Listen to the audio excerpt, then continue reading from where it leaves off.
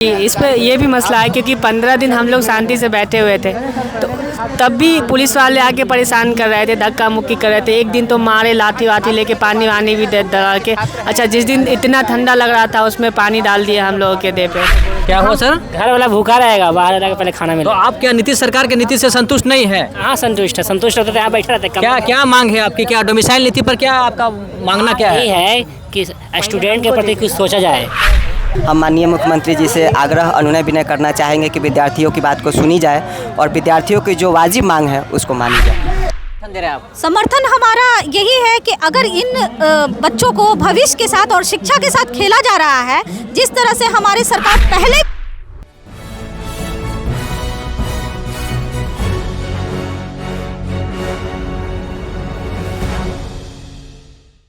हम लोग यहाँ गांधी मैदान में पहुँचे हुए हैं। गांधी मैदान में देख रहे हैं हम लोग कि बीपीएससी के छात्रों का धरना प्रदर्शन चल रहा है। सीधे हम आपको लेके चलते हैं इस धरना प्रदर्शन स्थल पर, और इस स्थल में हम जुड़ते हैं जो यहाँ 8 डिग्री टेम्परेचर में कड़ाके की ठंड में जो है और विद्यार्थी जो है धरना प्रदर्शन पर बैठे हुए हैं। सीधे जुड़ते हैं इनसे और जानने का प्रयास करते हैं कि क्या मसला है।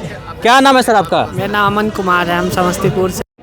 क्या प्रदर्शन चल रहा है यहाँ पे री एग्ज़ाम का प्रदर्शन चल रहा है कि जो टेस्ट हुआ था उसमें से आधे लोगों का टेस्ट को कैंसिल करके दोबारा टेस्ट लिया आज के दिन में। और हम लोग कह रहे हैं कि पूरा टेस्ट कैंसिल कीजिए। अगर गलती हुई है तो सारे बच्चे को इक्वली सारे टेस्ट को कैंसिल करके फिर से एग्ज़ाम लीजिए। क्या क्या मांगे हैं सर आपकी? मांग यही है कि फिर से एग्ज़ाम होना चाहिए।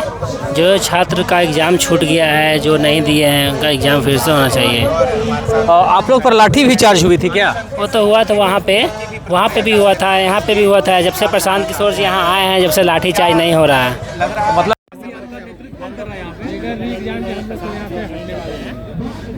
प्रशांत किशोर जी कर रहे हैं, उन्हीं के पीछे हम लोग खड़ा होकर अपना प्रोटेस्ट कर रहे हैं। तो आप मुख्य मांग क्या है सर आपकी? रीटेस्ट। इसके अलावा जो है अभी हम बात कर रहे थे, आपके जो यहाँ नेता हैं जो इस आंदोलन को लेके जा रहे हैं, उनका कहना है कि नहीं, जो बच्चों पर लाठी चार्ज हुआ है लोकतंत्र में, यह समझिए कि लोकतंत्र की हत्या है। तो जो आदमी इसको दिया आदेश लाठी चलाने के लिए, उस पर कार्रवाई होनी चाहिए। ये भी मसला है। जी, इस पे ये भी मसला है क्योंकि 15 दिन हम लोग शांति से बैठे हुए थे, तो तब भी पुलिस वाले आके परेशान कर रहे थे, धक्का मुक्की कर रहे थे। एक दिन तो मारे, लाठी वाठी लेके पानी वानी भी डरा के। अच्छा, जिस दिन इतना ठंडा लग रहा था उसमें पानी डाल दिया हम लोगों के देह पे, पूरा कपड़ा भीग गया। जब से प्रशांत सर आए हैं, प्रशांत किशोर सर आए, 2 दिनों से कोई मारा नहीं हम लोग को, कोई कुछ नहीं बोला। हम लोग आराम से यहाँ पे चुपचाप बैठे हुए। कंबल उम्बल भी उनका ही दिया हुआ है जो ठंडा हम लोग का।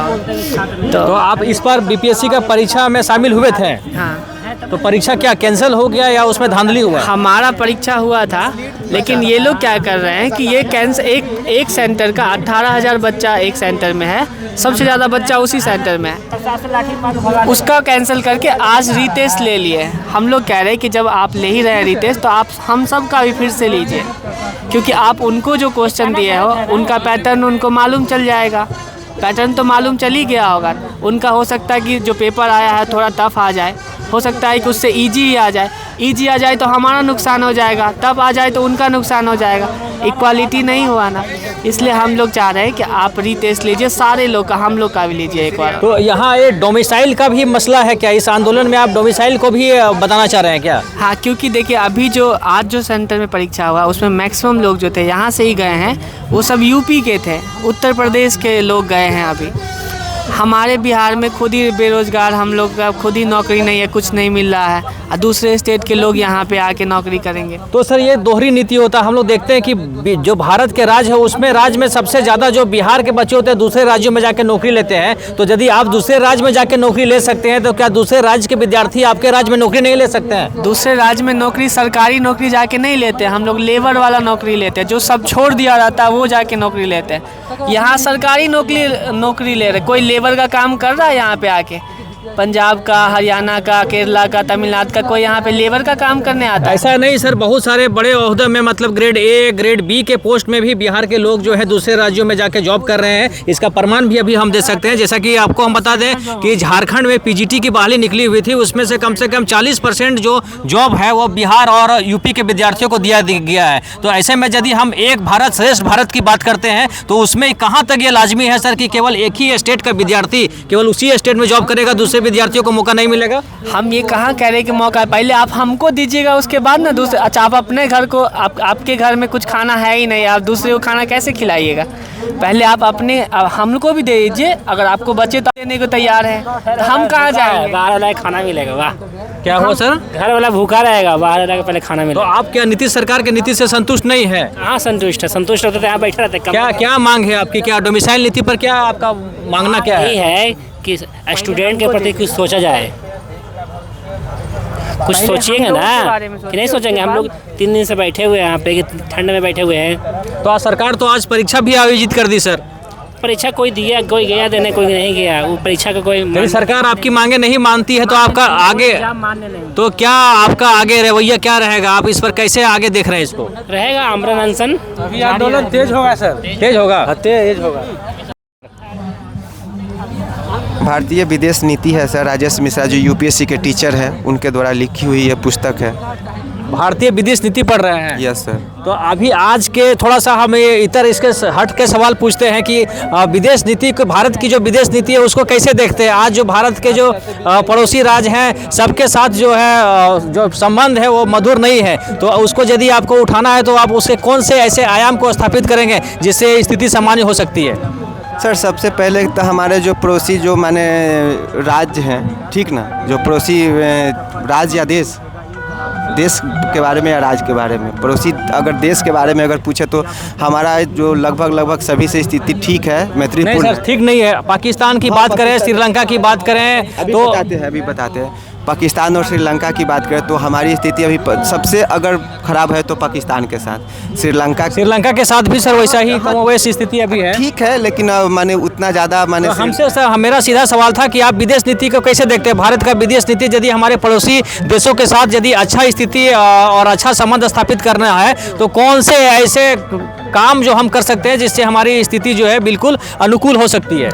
सबसे पहले तो माने हम दोनों देशों के बीच हम जैसे आपसी वार्ता के माध्यम से जो हमारी जो माने समस्याएं हैं उस पर बात किया जाए कि हम कौन कौन समस्या पर हम एक दूसरे से माने जैसे कि सहमत नहीं होते हैं, उस समस्या को पहली प्राथमिकता में लेकर उस पर बात किया जाए और उसको सॉर्ट आउट करके दोनों देशों के संबंधों को माने स्थापित किया जाए। तो मेरा सवाल जो था वो आंदोलन से थोड़ा हटके था। अभी हम अब आंदोलन पर पहुँचते हैं। और क्या चल रहा है सर यहाँ पे? यहाँ पे शिक्षा सत्याग्रह चल रहा है। ये शिक्षा सत्याग्रह का क्या उद्देश्य क्या है? यहाँ क्या मसला है? क्यों आप यहाँ पर जो है सत्याग्रह आंदोलन पर बैठे हुए हैं? यहाँ बीपीएससी अभ्यर्थियों का यह मांग है कि मैं री एग्ज़ाम कराया जाए। लेकिन सर आप जहाँ एक और सत्याग्रह आंदोलन कर रहे हैं वहीं सरकार आज एग्ज़ाम जो है ले ली, तो कैसे देखते हैं इसको आप? अब ये तो सरकारी एग्ज़ाम ले ली तो सरकार की हठधर्मिता है और कुछ नहीं हम कहेंगे। सरकार की हठधर्मिता है, सरकार अपना जीत छोड़ना चाहिए था लेकिन सरकार अपनी जीत पर अड़ी हुई है। हम माननीय मुख्यमंत्री जी से आग्रह अनुनय विनय करना चाहेंगे कि विद्यार्थियों की बात को सुनी जाए और विद्यार्थियों की जो वाजिब मांग है उसको मानी जाए। क्या मांगे हैं सर आपकी? अब विद्यार्थियों का तो मांग है री एग्ज़ाम। आज तो एग्ज़ाम हो गया, लेकिन अब कोई बात नहीं है, एग्ज़ाम हो भी गया तो क्या बात है, अगर सरकार चाहे तो फिर इसको रिकंडक्ट करा सकती है, कोई दिक्कत नहीं है। छात्रों पर जो सर लाठीचार्ज हुआ उसको कैसे देखते हैं आप? चूँकि लोकतंत्र में छात्रों पर लाठीचार्ज हुआ है, यह बहुत बड़ा यह क्या है, गलती है, सरकार की असफलता है। छात्रों पर लाठीचार्ज नहीं होनी चाहिए। कोई भी लोकतांत्रिक देश में आप छात्रों पर लाठीचार्ज नहीं कर सकते। लाठीचार्ज करने का यह संविधान में कहाँ प्रावधान है सर? ऐसा तो हमने कभी नहीं देखा। नीतीश सरकार के कार्यकाल को आप कैसे देखते हैं सर? नीतीश सरकार के कार्यकाल को हम अच्छा नहीं देखते, क्योंकि 10 सालों में माने कोई भी एग्ज़ाम हुआ ना, वनडे एग्ज़ाम हो या बीपीएससी का एग्ज़ाम हो, सब में क्या है, पेपर लीक होता रहा। लेकिन सर हम लोग देखते हैं कि भारत में जहां नौकरी देना बहुत नामुमकिन साबित हो रहा है, वहीं हम देख रहे हैं कि बिहार में लाखों टीचरों की बहाली हो रही है। तो एक नया आयाम स्थापित करने का प्रयास यहाँ किया गया है। जैसा कि अभी हम लोग देखें कि बीपीएससी का जो ट्राई 3 था उसका भी रिजल्ट जो है जारी कर दिया गया, उसमें लाखों विद्यार्थियों ने सफलता अर्जित की है। सर बिहार में जो बेरोजगारी है नौकरी से दूर नहीं हो सकता। कोई भी देश विकसित हुआ है तो वो नौकरी के बल पर थोड़ी ना विकसित होगा। यहाँ उद्योग धंधे आने चाहिए ना सर, यहाँ पे उद्योग धंधे लगने चाहिए, लोगों को रोजगार मिलना चाहिए। आप नौकरी से बेरोजगारी दूर कर देंगे आप फिर यदि वैसा नहीं होता तो सर आप फिर नौकरी के लिए धरना पर क्यों बैठे हैं? नहीं, देखिए यहाँ पर धरना पर इसलिए बैठे हैं कि विद्यार्थियों का जो माने बीपीएससी का जो एग्ज़ाम होता है इसमें तो कुछ पोस्ट होते ही हैं, लेकिन अगर आप सार्वभौमिक रूप से अगर आप पूछना चाहते हैं तो नौकरी से बेरोजगारी दूर किस देश में हुआ है, थोड़ा आप इसका हमको साक्ष्य बताइए। नहीं सर, तो लेकिन आपकी ये दोहरी चरित्र का प्रमाण है सर। आप एक तरफ नौकरी के लिए धरना प्रदर्शन कर रहे हैं और आप फिर बोल रहे हैं कि नौकरी जो है समाधान नहीं होता है। नहीं, देखिए माने बीपीएससी के स्पेशल एग्ज़ाम के लिए या वनडे एग्ज़ाम के लिए माने बिहार में कोई भी एग्ज़ाम हुआ उसका पेपर लीक ना हो, इसके लिए हम लोग बैठे हुए हैं कि कोई भी एग्ज़ाम न माने ऐसा ना हो रहा है जिसका पेपर लीक हो जा रहा है। इसलिए विद्यार्थियों के मांग को लेकर हम लोग मजबूती से बैठे हुए हैं कि एग्ज़ाम हो और उसका पेपर लीक ना हो। विद्यार्थी यहाँ मजबूती से पढ़ने वाले लोग हैं, ले लेंगे नौकरी, कोई बात नहीं है। ये हमारे साथ जो थे वो बीपीएससी एस्पिरेंट जुड़े हुए थे।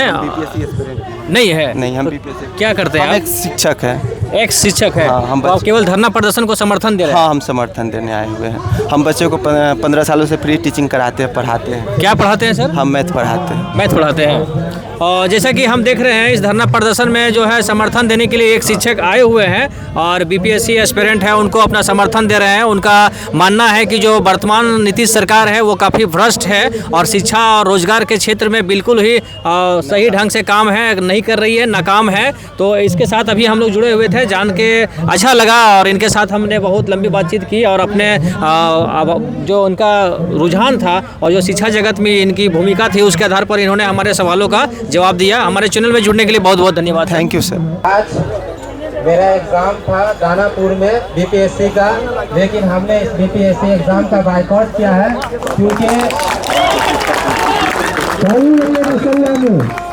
क्योंकि ये बीपीएससी एग्ज़ाम जो है अपने अंदर निष्पक्षता नहीं लाती है, जिसके अंदर हमेशा की तरह 70 साल से धांधली होते चले आ रहा है। अगर आज हम इस एग्ज़ाम का बायकॉट नहीं करेंगे और इंसाफ के लिए और जस्टिस के लिए, अपने हक के लिए, अपने वजूद के लिए अगर आज नहीं लड़ेंगे तो आने वाले भविष्य में, फ्यूचर में हमारी हमारे चैनल के माध्यम से ये कहेंगे कि हमारे बच्चे को जब कहा जाता है कि भविष्य है, क्या भविष्य को ऐसे किया जाता है? ये आपका क्या नाम हुआ मैम? मैं रीता सिन्हा मानव अधिकार रक्षक संगठन से फाउंडर हूँ और मेरा ये आज जो हम यहाँ आए हुए हैं गांधी मैदान, यहाँ आज जो ये आंदोलन आप देख सकते हैं कि जो चल रहा है, हमारे बीपीएससी का जो पेपर, जो हमारे बच्चे इतने मेहनत करते हैं, बहुत पढ़ाई करते हैं, कितना इसके लिए पढ़ना पड़ता होगा, घंटों बैठकर मेहनत करते हैं। दे रहे हैं आप? समर्थन हमारा यही है कि अगर इन बच्चों को भविष्य के साथ और शिक्षा के साथ खेला जा रहा है, जिस तरह से हमारी सरकार पहले भी ऐसा हो चुका है कि हमेशा ही एग्जाम देने से पहले पेपर को लीक कर दिया जाता है और वो पेपर को बेच दिया जाता है। अभी तो इसका री एग्जाम भी आज हो रहा है, शेड्यूल हो रहा है, तो आप क्या कहना चाहेंगे सरकार को? यही तो गलत हो रहा है ना। आपने पेपर पहले ही आपने लीक कर दिया, इनके भविष्य को, इनके पेपर को आपने किसी और के हवाले बेच दिया। सरकार को कितना पैसा